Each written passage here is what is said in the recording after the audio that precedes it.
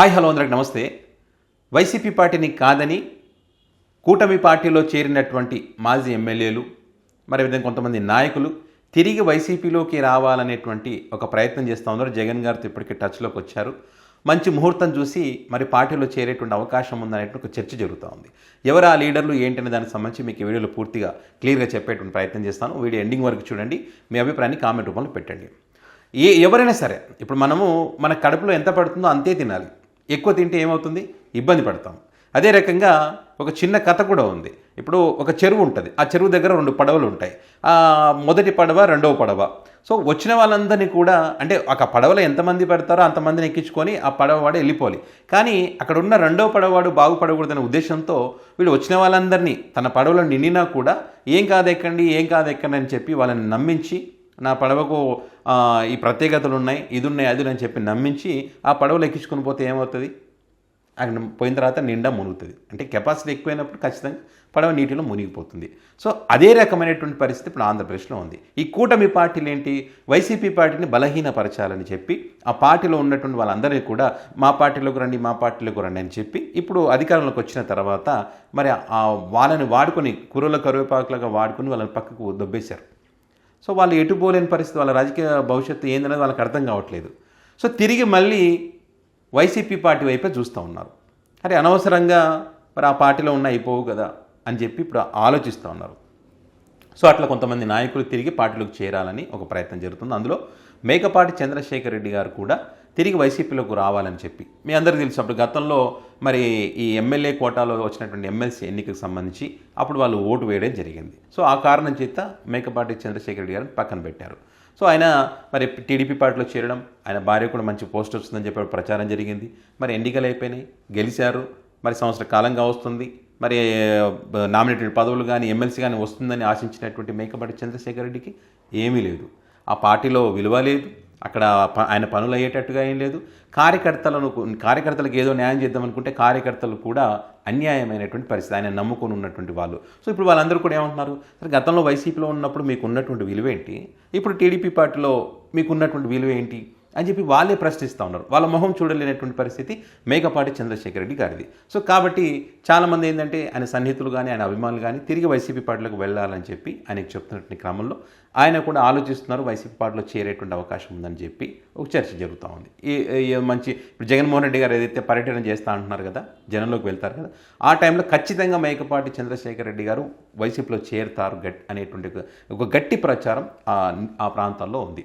So అదేవిధంగా కాపు రామచంద్రరెడ్డి గారు రాయదుర్గానికి సంబంధించి సో ఆయన కూడా మరి వైసీపీ పార్టీని కాదని చెప్పి కొన్ని కారణాల వల్ల బీజేపీ పార్టీలో చేరారు. ఇక్కడ వైసీపీ పార్టీకి ఉండేటువంటి సిద్ధాంతాలు కానీ బీజేపీ పార్టీలో ఉండేటువంటి సిద్ధాంతాలు కానీ వేరువేరుగా ఉంటాయి. అక్కడ కుదురుకోవడం కష్టం. వైసీపీ పార్టీలో ఉన్న స్వేచ్ఛ అక్కడ ఉండదు. సో మరి ఆ కూటమిలో కుదురుకోలేక మరి ఆయన కూడా తిరిగి వైసీపీ పార్టీలోకి రావాలనేటువంటి ఒక ప్రయత్నం చేస్తూ ఉన్నారని చెప్పి ఒక మంచి ముహూర్తం చేసుకొని ఆయన కూడా వైసీపీ పార్టీలో చేరుతారు జగన్ గారి సమక్షంలో అనేటువంటి చర్చ పెద్ద ఎత్తున జరుగుతుంది. అయితే ఇక్కడ నేను కొంత సమాచారాన్ని సేకరించడం జరిగింది. ఏది అనంతపురం డిస్టిక్కి సంబంధించి ఆ ప్రాంతంలో ఎంతవరకు వాస్తవం అనే దానికి సంబంధించి. ఎందుకంటే ఈ మధ్యకాలంలో పురంధేశ్వరి గారు వెళ్ళినప్పుడు కాపు రామచంద్రరెడ్డి గారు అక్కడ మరి ఆ కార్యక్రమంలో పాల్గొనడం కానివ్వండి, అదేవిధంగా కొన్ని బీజేపీ పార్టీ కార్యక్రమాల్లో కాపు రామచంద్రరెడ్డి గారు పాల్గొన్నటువంటి క్రమంలో మరి ఆయన ఎందుకు ఆలోచన చేస్తారు, వైసీపీ పార్టీలకు ఎందుకు తిరిగి వస్తారు అనేటువంటి ఒక ఆలోచన వచ్చింది. నాకున్నటువంటి పరిచయాల ద్వారా కొంత సమాచారం నేను సేకరించడం జరిగింది. అంటే ఆయనకు సన్నిహితులుగా ఉన్నటువంటి కాపు రామచంద్రరెడ్డి గారికి సన్నిహితులుగా ఉన్నటువంటి వాళ్ళ దగ్గర తీసుకున్నటువంటి సమాచారం ఇది.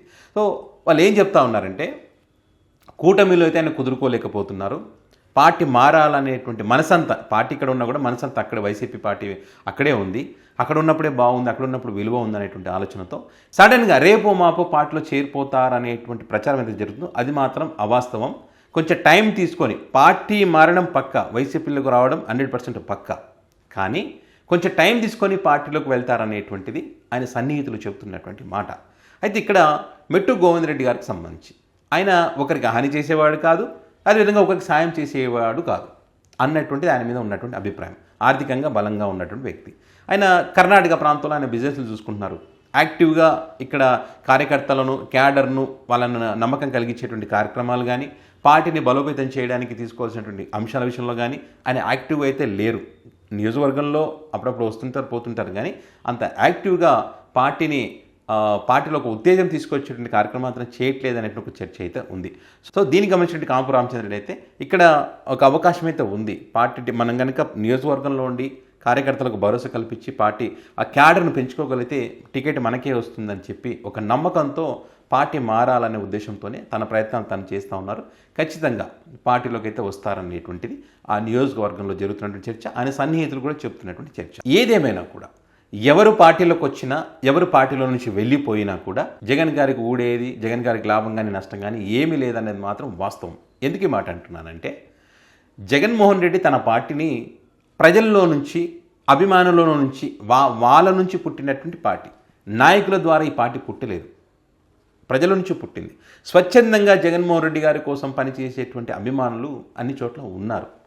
నాయకులు పోయినా కార్యకర్తలు అని అభిమానించేటువంటి మాస్ ఫాలోయింగ్ ఉంది. ఎవరు నమ్మినా నమ్మకపోయినా ఇది వాస్తవం. అంటే గ్రౌండ్ లెవెల్లో తిరిగినప్పుడు నాకు తెలిసినటువంటి నిజాలు ఇవి. జగన్ గారిని అంత అభిమానిస్తారు. మరి ఎన్నికల్లో ఎందుకు ఓడిపారు ఏంటని దానికి సంబంధించి పెద్ద స్టోరీ ఉంది. త్వరలోనే వాటికి సంబంధించి ఒక సిరీస్ లాగా కొన్ని వీడియోలు కూడా నేను చేస్తాను. కాబట్టి జగన్మోహన్ రెడ్డి గారికి నాయకుల వల్ల, వచ్చే వాళ్ళ వల్ల, పోయే వాళ్ళ వల్ల ఏమైతే ఉపయోగం లేదు. కాబట్టి వాళ్ళ రాజకీయ భవిష్యత్తుకు మాత్రం వైసీపీ పార్టీ అనేది ఒక వేదికగా ఉంటుంది అనడంలో ఎలాంటి సందేహం అయితే లేదు. ఖచ్చితంగా రానున్న రోజుల్లో ఈ కూటమిలో కుదురుకోలేక అనేక మంది ఎవరైతే ఉన్నారో వీళ్ళే కాకుండా ఆ పార్టీలో ఇప్పటికే ఒక్కొక్క నియోజకవర్గంలో రెండు వర్గాలు ఏవైతే ఉన్నాయో వాళ్ళందరూ కూడా వైసీపీ పార్టీలకు రావడానికి ఆసక్తి చూపుతున్నటువంటి మాట వాస్తవం. ఎవరు నమ్మినా నమ్మకపోయినా కొంతమంది ఇప్పుడు పార్టీలో నుంచి వెళ్ళిపోతున్నారు కదా, విజయసాయిరెడ్డి లాంటి వాళ్ళే వెళ్ళిపోయారు కదా, మరి అలాంటి టైంలో వాళ్ళెందుకు ఇక్కడికి వస్తారని అంటే ఇది పైన జరుగుతున్నటువంటి చర్చ. ఈ బీజేపీ పార్టీ కానీ, టీడీపీ కానీ, జనసేన ఈ కూటమి పార్టీలో ఆడుతున్నటువంటి ఒక డ్రామాలో భాగంగా వాళ్ళంతా వెళ్ళిపోతున్నారే తప్పితే కొంతమంది ఆర్థిక లావాదేవీలు ఇంకో రకరకాల కారణాలతో వెళ్ళిపోతున్నారు. కానీ ఈ నిజాయితీగా ఉండేటువంటి వాళ్ళు భయపడకుండా పార్టీలో చేరడానికి ముందుకు వస్తున్నటువంటి పరిస్థితి. రానున్న రోజుల్లో జగన్ గారు జనంలోకి వెళ్ళినప్పుడు అనేక మార్పులు చేర్పులైతే రాజకీయంగా చోటు చేసుకునేటువంటి అవకాశం అయితే ఉంది. సో మరి చూద్దాం ఏం జరుగుతుంది అనేటువంటిది అన్నిటికీ కాలమే సమాధానం చెప్తుంది. సో ఈ అంశానికి సంబంధించి మీ అభిప్రాయాన్ని కామెంట్ రూపంలో పెట్టండి.